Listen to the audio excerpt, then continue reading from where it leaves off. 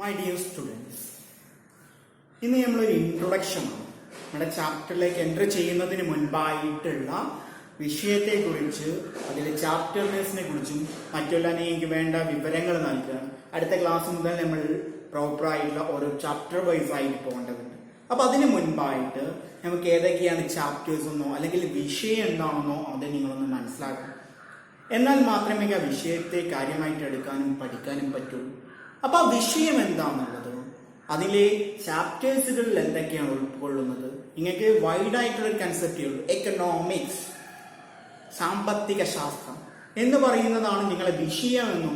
ഇനി ബുക്ക് കിട്ടിയിട്ടുള്ളവർക്ക് അത് മറിച്ച് നോക്കിയപ്പോൾ ഒരുപാട് ചാപ്റ്റേഴ്സും കാണാൻ പറ്റും, പക്ഷെ ഇത് എന്താണ് എന്നുള്ളത് കൃത്യമായിട്ട് മനസ്സിലാക്കാൻ പറ്റില്ല. അപ്പൊ നമ്മൾ ആദ്യം എല്ലാ വർഷവും ആരംഭിക്കുമ്പോൾ കൃത്യമായിട്ടും ഒരു ഇൻട്രൊഡക്ഷൻ നൽകിയിട്ടാണ് നമ്മൾ ആ ചാപ്റ്റേഴ്സിലേക്ക് വരും. അപ്പൊ ഈ വർഷം നമ്മൾ ഇൻട്രൊഡക്ഷൻ ഈ വീഡിയോ ക്ലാസ്സിലൂടെ നൽകുന്നു. അപ്പൊ ഇൻട്രൊഡക്ഷൻ കറക്റ്റ് ആയിട്ട് മനസ്സിലാക്കിയിട്ടുണ്ടെങ്കിൽ നമുക്ക് എന്ത് ചെയ്യാൻ പറ്റും, ക്ലാസ്സിനെ കറക്റ്റ് ആയിട്ട് മനസ്സിലാക്കാൻ നിങ്ങൾക്കൊണ്ട് കഴിയും. അപ്പൊ നിങ്ങൾ എല്ലാവരും 10ാം ക്ലാസ് പാസ്സായി IUHSS എന്ന് പറയുന്ന ഈ ഒരു വിദ്യാലയത്തിന്റെ H1B ക്ലാസ്സിലായിട്ടും C1B ക്ലാസ്സിലായിട്ടുമുള്ള വിദ്യാർത്ഥികളാണ്. ഈ 2 ക്ലാസ്സിലും ഞാനാണ് എക്കണോമിക്സ് എടുക്കുന്നത്, അതുകൊണ്ടാണ് ഒരുമിച്ച് പറയുന്നത്. അപ്പൊ ഈ 2 ക്ലാസ്സുകളെ വിദ്യാർത്ഥികളോട് എനിക്ക് പറയാനുള്ളത്, നിങ്ങൾ 10ാം ക്ലാസ് പഠിച്ച സമയത്ത് സാമൂഹിക ശാസ്ത്രം, സോഷ്യൽ സയൻസ് എന്ന് പറയുന്ന ഒരു വൈഡ് കൺസെപ്റ്റ് പഠിച്ചിട്ടുണ്ട്. ആ കൺസെപ്റ്റിൽ 2 ഭാഗങ്ങൾ ഉണ്ടായിരുന്നു, ഹിസ്റ്ററിയും ജോഗ്രഫിയും. അപ്പൊ ഹിസ്റ്ററിയുടെ പാർട്ട് ഒരുപാട് ഭാഗങ്ങൾ വരുന്നുണ്ട്. ഹിസ്റ്ററി ഉണ്ട്, അതിൽ തന്നെ ഹിസ്റ്ററി മാത്രമല്ല വരുന്നത്, ഹിസ്റ്ററിയെ പോലെ തന്നെ ഒരുപാട് ഭാഗങ്ങൾ അതിൽ ഉൾക്കൊള്ളിച്ചിട്ടാണ് വരുന്നത്. അപ്പൊ സാമൂഹ്യ ശാസ്ത്രത്തിനുള്ളിൽ ഹിസ്റ്ററി ഉണ്ട്, പൊളിറ്റിക്സ് ഉണ്ട്. നിങ്ങൾ പഠിച്ചിരുന്ന സാമൂഹ്യ ശാസ്ത്രം തന്നെയാണിത്. ഹിസ്റ്ററി ഉണ്ട്, പൊളിറ്റിക്സ് ഉണ്ട്, എക്കണോമിക്സ് ഉണ്ട്, ജോഗ്രഫി ഉണ്ട്. ഇങ്ങനെ ഒരുപാട് ഭാഗങ്ങൾ ചേർത്തിട്ട് നിങ്ങൾ കുറച്ച് പഠിച്ചു.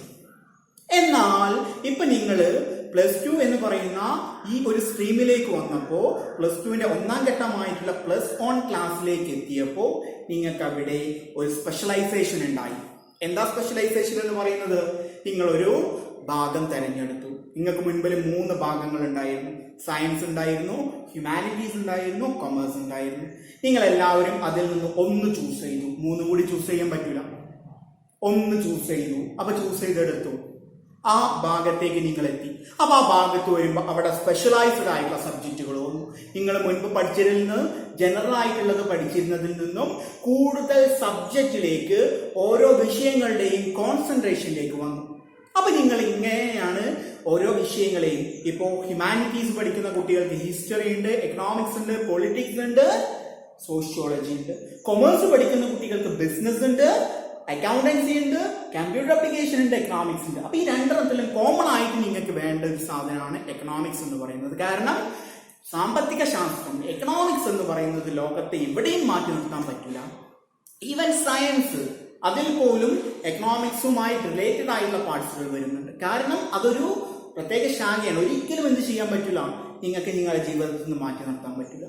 അപ്പൊ അതുകൊണ്ട് തന്നെ നിങ്ങൾക്ക് ഈ എല്ലാ സ്ട്രീമുകളിലും ഇതിനെക്കുറിച്ച് കൂടുതലായിട്ട് പഠിക്കാനുണ്ട്. പക്ഷെ ഏറ്റവും നന്നായിട്ട് പഠിക്കാൻ പോകുന്നത് കൊമേഴ്സ് ഗ്രൂപ്പാണ്. കാരണം അവരുടെ ഒരു കോമൺ സബ്ജക്റ്റ് ആയിട്ട് എക്കണോമിക്സ് ഉണ്ട്. ഇനി ഈ പറഞ്ഞ സബ്ജക്റ്റുകൾക്ക് പുറമെ നിങ്ങൾക്ക് ഇംഗ്ലീഷും അറബിക്കും അതെല്ലാവർക്കും കോമൺ ആയതുകൊണ്ട് തന്നെയാണ് ഇതിലേക്ക് വരുന്നില്ല.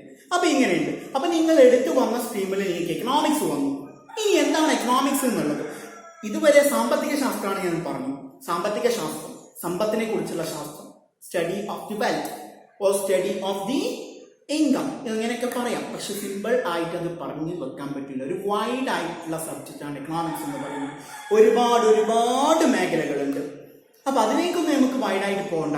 നമുക്ക് നമ്മുടെ +1 എക്കണോമിക്സ് എന്താണെന്ന് ആദ്യം നോക്കാം. അപ്പൊ +1 എക്കണോമിക്സിനെ 2 ഭാഗങ്ങളായിട്ട് വിഭജിച്ചിട്ടുണ്ട്. ഒന്നാമത്തത് ഇന്ത്യൻ എക്കണോമിക് ഡെവലപ്മെന്റ്, ഇന്ത്യയുടെ സാമ്പത്തിക വികസനം. ഇന്ത്യൻ എക്കണോമിക് ഡെവലപ്മെന്റ് അല്ലെങ്കിൽ ഇന്ത്യൻ സമ്പദ് വ്യവസ്ഥ, ഇന്ത്യൻ എക്കോണമി എന്ന് പറയും. സിമ്പിളായിട്ട് പറയാം, ഇന്ത്യൻ എക്കോണമി, ഇന്ത്യൻ സമ്പദ് വ്യവസ്ഥ. രണ്ടാമത്തത് സ്റ്റാറ്റിസ്റ്റിക്സ്, സാംഖികം. നിങ്ങൾ പഠിച്ചിട്ടുള്ള ഒരുപാട് മാത്സുമായി റിലേറ്റഡ് ആയിട്ടുള്ള കൺസെപ്റ്റുകൾ, കണക്കുമായി ബന്ധപ്പെട്ട ഒരുപാട് കൺസെപ്റ്റുകൾ ഇവിടെ പഠിക്കാനുണ്ട്. അപ്പൊ 2 ഉണ്ട് എക്കണോമിക്സിൽ. നിങ്ങൾ വിചാരിക്കും എക്കണോമിക്സ് എന്ന് പറയുന്ന സബ്ജക്റ്റ് അല്ല പഠിക്കാൻ പോകുന്നത്, അതിൻ്റെ ഉള്ളിൽ വരുന്ന ചെറിയ 2 പാർട്ടുകളാണ് നിങ്ങൾ ഇവിടെ പഠിക്കാൻ പോകുന്നത്. അതൊന്ന് സ്റ്റാറ്റിസ്റ്റിക്സ് ആണ്, മറ്റൊന്ന് ഇന്ത്യൻ എക്കോണമിയാണ് അല്ലെങ്കിൽ ഇന്ത്യൻ എക്കണോമിക് ഡെവലപ്മെന്റ് ആണ്. അപ്പൊ ഇതിനെ ചുരുക്കി ഇന്ത്യൻ എക്കോണമി എന്ന് പറയും, ഇത് നമ്മൾ സ്റ്റാറ്റിസ്റ്റിക്സ് എന്ന് പറയും. അപ്പൊ ഈ വർഷം നിങ്ങൾ പഠിക്കാൻ പോകുന്ന എക്കണോമിക്സിന് 80 മാർക്കിനാണ് ക്വസ്റ്റ്യൻസ് ഉണ്ടാവുക. 80 മാർക്കിനുള്ള ക്വസ്റ്റ്യൻസിന് നിങ്ങൾക്ക് 2 ഭാഗങ്ങളാണ് തന്നിട്ടുള്ളത്. ഒന്ന് സ്റ്റാറ്റിസ്റ്റിക്സും മറ്റൊന്ന് ഇന്ത്യൻ എക്കണോമിക് ഡെവലപ്മെന്റ്. ഓക്കെ, ഇത് ക്ലിയർ ആയല്ലോ. ഇനി ഇതിൽ വരുന്ന പോർഷൻസ് എങ്ങനെയാണെന്നുള്ളതാണ്, പാഠഭാഗങ്ങൾ എങ്ങനെയാണെന്നുള്ളതാണ്. ഓക്കെ, ഇന്ത്യൻ എക്കണോമിക് ഡെവലപ്മെന്റ് ഇവിടെ 10 ചാപ്റ്റേഴ്സ് ഉണ്ട്. ഇന്ത്യൻ എക്കണോമിക് ഡെവലപ്മെന്റിൽ 10 ചാപ്റ്റേഴ്സ് ഉണ്ട്. സ്റ്റാറ്റിസ്റ്റിക്സിൽ 9 ചാപ്റ്റേഴ്സ് ഉണ്ട്. ഇന്ത്യൻ എക്കണോമിക് ഡെവലപ്മെന്റിൽ 10 ചാപ്റ്റേഴ്സും സ്റ്റാറ്റിസ്റ്റിക്സിൽ 9 ചാപ്റ്റേഴ്സും ഉണ്ട്. അപ്പൊ ടോട്ടൽ എത്ര ചാപ്റ്റേഴ്സ് ഉണ്ട്? ഈ വർഷത്തെ എക്കണോമിക്സിൽ 19 ചാപ്റ്റേഴ്സ് നിങ്ങൾക്ക് പഠിക്കാനുണ്ട്. ഈ ചാപ്റ്റേഴ്സിന്റെ എണ്ണം കണ്ടു നിങ്ങൾ വായിക്കൊന്നും വേണ്ട. കാരണം ഇത് പല ചാപ്റ്റേഴ്സും വളരെ ചെറിയ ചെറിയ ചാപ്റ്റേഴ്സ് ആണ്. നിങ്ങൾ കൊണ്ട് നന്നായിട്ട് പഠിക്കാൻ പറ്റുന്ന ചാപ്റ്റേഴ്സ് ആണ്. നിങ്ങൾക്ക് നന്നായിട്ട് മാർക്ക് സ്കോർ ചെയ്യാൻ പറ്റുന്ന ചാപ്റ്റേഴ്സ് ആണ്. ചിലത് കുറച്ച് വായിക്കുമായിരിക്കും. അപ്പോൾ ചാപ്റ്റേഴ്സിന്റെ എണ്ണം കൊണ്ട് എക്കണോമിക്സിനെ പേടിക്കണ്ട, അത് നിങ്ങളെ കൊണ്ട് പഠിച്ചു തീരാൻ പറ്റുന്ന ഭാഗം തന്നെയുള്ളൂ. ഓക്കെ, അപ്പൊ ഇതിൽ നമ്മൾ ആദ്യം ഫസ്റ്റ് പാർട്ട് എടുക്കും. നമ്മൾ 3 പാർട്ടുകളാണ് സാധാരണ എക്കണോമിക്സിൽ പഠിക്കുന്നത്. 3 പാർട്ടുകളായിട്ട് 2 സബ്ജക്റ്റിലെയും ചാപ്റ്റേഴ്സ് പഠിക്കണം. എന്താണെന്ന് വെച്ച് കഴിഞ്ഞാൽ 3 തരത്തിലുള്ള എക്സാമുകളാണ്. ഓക്കെ, ഫസ്റ്റ് ടൈം ഉണ്ടാവും, സെക്കൻഡ് ടൈം ഉണ്ടാവും, ഫൈനൽ എക്സാം ഉണ്ടാവും. അപ്പൊ ഫസ്റ്റ് ടൈമിന്റെ പാഠങ്ങളാണ്, നമ്മൾ ആദ്യ ഭാഗത്തിന്റെ പാഠങ്ങളാണ് ഞാൻ ഇവിടെ ഇൻട്രൊഡ്യൂസ് ചെയ്യുന്നത്. ഓക്കെ, പിന്നെ അത് കഴിഞ്ഞതിന് ശേഷം നമുക്ക് രണ്ടാമത്തെ പാഠഭാഗത്തിന്റെ പാഠങ്ങൾ ഏതൊക്കെയാണുള്ളത് ഇത് കഴിഞ്ഞതിന് ശേഷം ഞാൻ മാത്രമേ ഇൻട്രൊഡ്യൂസ് ചെയ്യുന്നുള്ളൂ. കാരണം എന്താണെന്ന് വെച്ചാൽ ഇവിടെ നമ്മൾ ഇത്രയും വൈഡായിട്ട് 19 ചാപ്റ്റേഴ്സിന്റെയും പേര് പറഞ്ഞിട്ടൊന്നും കാര്യമില്ല. ഓക്കെ, നമ്മൾ ഇപ്പൊ പഠിക്കാൻ പോകുന്ന ചാപ്റ്റേഴ്സിനെ കുറിച്ചാണ് ഞാനൊന്ന് ഇൻട്രൊഡ്യൂസ് ചെയ്ത് വെക്കുന്നത്. അപ്പോൾ ശ്രദ്ധിച്ചുള്ള ഇന്ത്യൻ എക്കണോമിക് ഡെവലപ്മെന്റിൽ 4 ചാപ്റ്റേഴ്സ് ആണ് ഫസ്റ്റ് ടൈമിൽ പഠിക്കാനുള്ളത്. ഫസ്റ്റ് ടൈമിൽ പഠിക്കാനുള്ളത് 4 ചാപ്റ്റേഴ്സ് ആണ്. അതുപോലെ തന്നെ സ്റ്റാറ്റിസ്റ്റിക്സിന്റെ ഭാഗത്ത് നിന്ന് പഠിക്കാനുള്ളത് 3 ചാപ്റ്റേഴ്സ് ആണ്. അപ്പൊ ഫസ്റ്റ് ടൈമിൽ മൊത്തം എക്കണോമിക്സിൽ എത്ര ചാപ്റ്റേഴ്സ് ഉണ്ടാവാറുണ്ട്? 7 ചാപ്റ്റേഴ്സ് ഉണ്ടാവാറുണ്ട്. അപ്പൊ അത് ഏതൊക്കെയാണെന്നുള്ളതും എന്തൊക്കെയാണ് അതിന്റെ പ്രത്യേകതകൾ എന്നുള്ളതും ഞാൻ ജസ്റ്റ് ഒന്ന് പറഞ്ഞു വെക്കുകയാണ്. അതാണ് ഇന്ന് നമ്മളുടെ ക്ലാസ്സിലെ ഇൻട്രൊഡക്ഷൻ ആയിട്ട് പറയുന്നത്. ഓക്കെ, അപ്പൊ ഇന്ത്യൻ എക്കണോമിക് ഡെവലപ്മെന്റ് ആദ്യം വരുന്ന chapter Indian economy on eve of independence. സ്വതന്ത്ര ലബ്ധികാലത്തെ India. Indian economic development on the eve of independence. സ്വതന്ത്ര ലബ്ധികാലത്തെ ഇന്ത്യ. അതായത് നിങ്ങൾക്ക് എല്ലാവരും ഒരുപാട് പ്രാവശ്യം പഠിച്ചതാണ് India was under the rule of British. India ആരുടെ ആധിപത്യത്തിലായിരുന്നു? ബ്രിട്ടീഷുകാരുടെ ആധിപത്യത്തിലായിരുന്നു.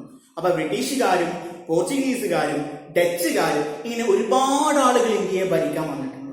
ഏറ്റവും കൂടുതൽ കാലം India under the control of British. ഒരുപാട് കാലം ഇന്ത്യ ബ്രിട്ടീഷുകാരുടെ നിയന്ത്രണത്തിലായിരുന്നു. അതുകൊണ്ടാണ് നമ്മൾ ഇവിടെ കൃത്യമായിട്ട് പറയുന്നത് Indian economy on eve of independence. നമുക്ക് സ്വാതന്ത്ര്യം കിട്ടുന്ന കാലം വരെയുള്ള ഇന്ത്യയുടെ അവസ്ഥ. സോ ഈ ചാപ്റ്ററിൽ ഇന്ത്യ ഇൻഡിപെൻഡന്റ് ആവുന്നതിന് മുൻപ്, സ്വതന്ത്രം നേടുന്നതിന് മുൻപ് ഹൗ വാസ്, എങ്ങനെ ആയിരുന്നു ഇന്ത്യ ഉണ്ടായിരുന്നത്, ഇന്ത്യയുടെ അഗ്രികൾച്ചർ എങ്ങനെയായിരുന്നു, ഇന്ത്യയുടെ ഇൻഡസ്ട്രിയൽ എങ്ങനെയായിരുന്നു, ഇന്ത്യയുടെ സർവീസ് സെക്ടർ എന്തായിരുന്നു, ഇന്ത്യയുടെ ഒക്യുപേഷണൽ സെക്ടർ എന്തായിരുന്നു, കാർഷിക മേഖല എങ്ങനെയായിരുന്നു, വ്യാവസായിക മേഖല എങ്ങനെയായിരുന്നു, സേവന മേഖല എങ്ങനെയായിരുന്നു, ഇന്ത്യയുടെ ഇൻഫ്രാസ്ട്രക്ചർ അടിസ്ഥാന സൗകര്യങ്ങൾ എങ്ങനെയായിരുന്നു, ഇന്ത്യയുടെ ഒക്യുപേഷണൽ സ്ട്രക്ചർ തൊഴിൽ ഘടന എങ്ങനെയായിരുന്നു, ഇന്ത്യയുടെ ജനസംഖ്യ എങ്ങനെയായിരുന്നു. ഇങ്ങനെ ബ്രിട്ടീഷുകാരുടെ പീരിയഡിൽ, ബ്രിട്ടീഷ് റൂളിൽ, ബ്രിട്ടീഷ് ഭരണത്തിന് കീഴിൽ ഇന്ത്യയുടെ എക്കണോമിക്സ് സ്റ്റാറ്റസ്, ഇന്ത്യയുടെ സാമ്പത്തിക സ്ഥിതി ഏതൊക്കെ മേഖലകളിൽ എങ്ങനെയായിരുന്നു എന്നുള്ളതാണ് ഒന്നാമത്തെ ചാപ്റ്ററിൽ നമ്മൾ പഠിക്കാൻ പോകുന്നത്. സോ ഒന്നാമത്തെ chapter Indian economy on eve of independence. India സ്വതന്ത്രലബ്ധി കാലത്ത്. രണ്ടാമത്തത് ഇന്ത്യൻ എക്കോണമി 1950 to 1990. അതായത് when India got the independence. 1947 India independent ആയി. ഓക്കെ, ഇന്ത്യ ആൻഡ് പാകിസ്ഥാൻ 2 രാജ്യങ്ങളായിട്ട് മാറി. അപ്പൊ 1947 to 1990 വരെയുള്ള കാര്യങ്ങളാണ് ചാപ്റ്ററിൽ വൈഡ് ആയിട്ട് പറഞ്ഞത്. 1950 to 1990 എന്നുള്ള പേര് കൊടുത്തിട്ടുള്ളത്. പക്ഷേ ആഫ്റ്റർ ഇൻഡിപെൻഡൻസ്, സ്വാതന്ത്ര്യത്തിന് ശേഷം ഹൗ വാസ് ഇന്ത്യ, എങ്ങനെയായിരുന്നു ഇന്ത്യ, അവിടുത്തെ അഗ്രികൾച്ചർ എങ്ങനെയായിരുന്നു, ദെൻ എന്തൊക്കെ റിഫോംസുകൾ അവിടെ ഉണ്ടായിട്ടുണ്ട്, എന്തൊക്കെ മാറ്റങ്ങൾ അവിടെ ഉണ്ടായിട്ടുണ്ട്, ഇന്ത്യയുടെ ഇൻഡസ്ട്രിയൽ സെക്ടർ എങ്ങനെയായിരുന്നു.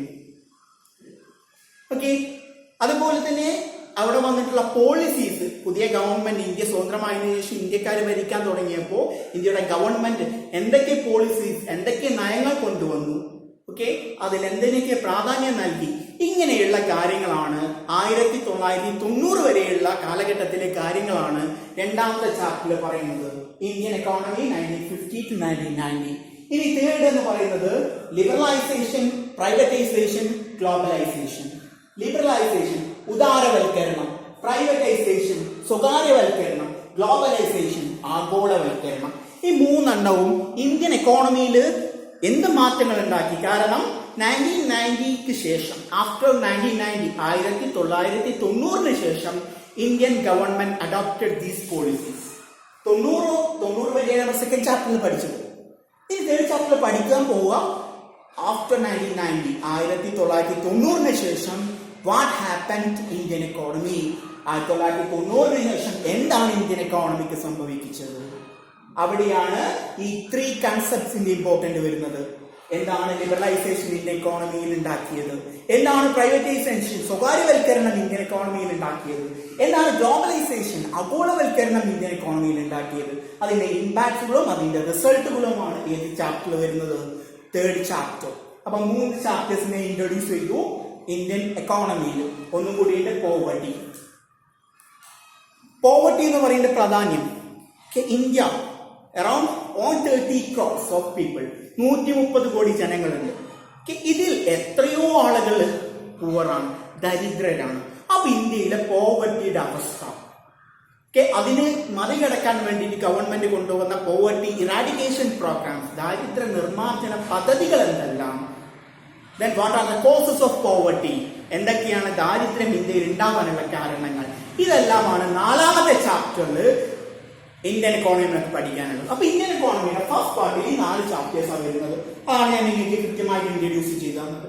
ഇനി സ്റ്റാറ്റിസ്റ്റിക്സിൽ സാങ്കേതികത്തിന്റെ ഭാഗത്ത് 3 ചാപ്റ്റേഴ്സ് ഉണ്ട്. അതിൽ ഒന്നാമത്തത് സ്റ്റാറ്റിസ്റ്റിക്സ് ഇൻട്രൊഡക്ഷൻ. അവിടെ നിങ്ങൾക്ക് ജസ്റ്റ് സിമ്പിൾ ആയിട്ട് എന്താണ് സാങ്കേതികം, സ്റ്റാറ്റിസ്റ്റിക്സ് എന്നും അതിന് ഇമ്പോർട്ടൻ്റ് ആയിട്ടുള്ള അതിന്റെ ഇമ്പോർട്ടൻസ് എന്താണെന്നും അതിന്റെ ലിമിറ്റേഷൻസ് എന്താണെന്നും മാത്രമേ പഠിക്കുന്നുള്ളൂ. വളരെ ചെറിയ ചാപ്റ്ററാണ്. ഡാറ്റ കളക്ഷൻ മുതലാണ് നമ്മൾ ശരിക്കും സ്റ്റാറ്റിസ്റ്റിക്സ് പഠിക്കുക. ഡാറ്റ കളക്ഷൻ നമുക്ക് കണക്കുകളും മറ്റൊന്നും കാര്യമായിട്ട് വരുന്നില്ല. ഓർഗനൈസേഷൻ മുതൽ നമ്മൾ കുറച്ചായിട്ട് മാത്സിലേക്ക് കയറും. ഓക്കെ, ഡാറ്റ കളക്ഷനിൽ ചെയ്യുന്ന എന്താണെന്ന് വെച്ച് കഴിഞ്ഞാൽ നമ്മളുടെ ഒരുപാട് ഡാറ്റകൾ കളക്ട് ചെയ്യാറുണ്ട്. പോവർട്ടി പറഞ്ഞപ്പോൾ പോവർട്ടിയുടെ ഡാറ്റ കളക്ട് ചെയ്യും. ഇങ്ങനെ ഡാറ്റ കളക്ട് ചെയ്യുന്നത് ഏത് രൂപത്തിലായിരിക്കും എന്നുള്ളതാണ്. എങ്ങനെ ഡാറ്റ കളക്ട് ചെയ്യാം, എങ്ങനെ ഒരു സർവേ കണ്ടക്ട് ചെയ്യാം, ഏതൊക്കെ തരത്തിലുള്ള സർവേകളുണ്ട്, ഒരു ക്വസ്റ്റ്യനിയർ, ഒരു ചോദ്യാവലി എങ്ങനെയാണ് പ്രിപ്പയർ ചെയ്യുക, ഇങ്ങനെയുള്ള കാര്യങ്ങളാണ് ഡാറ്റ കളക്ഷൻ നമുക്ക് പഠിക്കാനുള്ളത്. Then last on organisation of data. ഈ കളക്ട് ചെയ്ത ശേഖരിച്ച ഡാറ്റയെ ഓർഗനൈസ് ചെയ്യും. അപ്പൊ അതിന് ഓർഗനൈസ് ചെയ്യാൻ ഏതൊക്കെ രൂപങ്ങളുണ്ട്? ടേബിൾസ് ഉണ്ടാവും, അല്ലെങ്കിൽ ഗ്രാഫുകൾ ഉണ്ടാവും, അതുമല്ലെങ്കിൽ മറ്റുള്ള രൂപങ്ങൾ ഉണ്ടാവും. ഇങ്ങനെ എന്തൊക്കെ രൂപത്തിൽ നമുക്ക് ഓർഗനൈസ് ചെയ്യാം അതിനെ, ഡാറ്റയെ അഥവാ ദത്തയെ എങ്ങനെ അതിനെ ഓർഗനൈസ് ചെയ്യാം. ഓക്കെ, ഇതാണ് 3ാമത്തെ ചാപ്റ്ററിൽ. അപ്പൊ സ്റ്റാറ്റിസ്റ്റിക്സിൽ ഒന്ന് അതിന്റെ ആമുഖമാണ്, ഇൻട്രൊഡക്ഷൻ. രണ്ടാമത്തത് എങ്ങനെയാണ് ദത്ത ശേഖരിക്കുക, ഡാറ്റ ശേഖരിക്കുക. 3ാമത്തെ എങ്ങനെയാണ് അവരിതിനെ ഓർഗനൈസ് ചെയ്യാം. ഓക്കെ, ഇതാണ് ഏത് വരുന്നത് സ്റ്റാറ്റിസ്റ്റിക്സിലെ 3 ചാപ്റ്റേഴ്സ്, ഇന്ത്യൻ എക്കോണമിക് ഡെവലപ്മെന്റിലെ 4 ചാപ്റ്റേഴ്സ്. അപ്പൊ ഇതാണ് ഫസ്റ്റ് ഫേസിലെ ആദ്യമായിട്ട് നമ്മൾ പഠിക്കാൻ പോകുന്ന എക്കണോമിക്സിന്റെ പാർട്ടുകൾ എന്ന് പറയുന്നത്. അപ്പൊ ഞാൻ കൺസെപ്റ്റ് ചെയ്യാണ് പറഞ്ഞു നിങ്ങളുടെ എക്കണോമിക്സ് എന്ന് പറയുന്ന സബ്ജക്റ്റിൽ നിങ്ങൾ ഇവിടെ പഠിക്കാൻ പോകുന്നത് വേറെ 2 ചെറിയ ഭാഗങ്ങളാണ്. ഒന്ന് സ്റ്റാറ്റിസ്റ്റിക്സും ഒന്ന് ഇന്ത്യൻ എക്കണോമിക് ഡെവലപ്മെന്റും. ഓക്കെ, അപ്പൊ അത് കൃത്യമായിട്ട് നിങ്ങൾക്ക് മനസ്സിലായി പോയിട്ടുണ്ടെങ്കിൽ ഈ വർഷത്തെ എക്കണോമിക്സ് നിങ്ങളെ സംബന്ധിച്ചിടത്തോളം വളരെ എളുപ്പമായിരിക്കും, വളരെ വേഗത്തിൽ സ്കോർ ചെയ്യാൻ പറ്റും. ഓക്കെ, ശരി.